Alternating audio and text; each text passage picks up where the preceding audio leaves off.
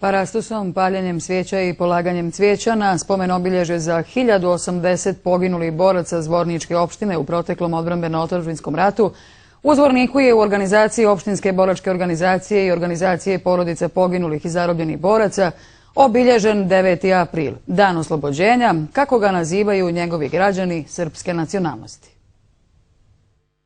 Ovo je prilika da se podsjeti na ratna dešavanja prije 21 godinu 9. aprila 1992. godine u Zvorniku i na one koji su svoje živote dali za njega i stvaranje Republike Srpske. Ponosna sam što živim u srpskom gradu Zvorniku i u Srpskoj republici koja postoji i koja je tvorevina stvorena na borbi i oslobođenju od genocida svih onih koji su napadali na srpski narod, a mi smo se branili i odbranili u svom gradu. Tog 9. aprila 1992. godine srpske odbrambene snage su oslobodile grad Zvornik od paravojnih formacija tadašnjih muslimanskih snaga predvođene zelenim beretkama i patriotskom ligom.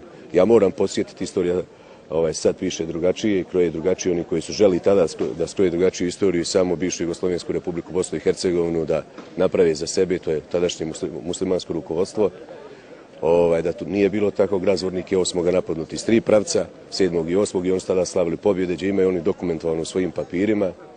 Međutim, 9. kao što rekao, srpske snage su predvođene sa srpskim rukovodstvom oslobodile grad Zvornik i zbog toga je on nama značajan, tim što je više značaj velikog ovog datuma što je naša Republika Srpska u sastavu Republike Srpske i grad Zvornik. Dan oslobođenja, kako se 9. april u Zvorniku obilježava, započeo je parastosom i paljenjem svijeća, a zatim su cvijeće na spomen obilježje u centru grada položili predstavnici lokalne vlasti, boračke i opštinske organizacije porodica poginulih boraca i Udruženja ratnih vojnih invalida Zvornik. Nakon toga u Domu omladine održana je svečana akademija na kojoj su prigodan recital izveli glumci gradskog pozorišta Mladost.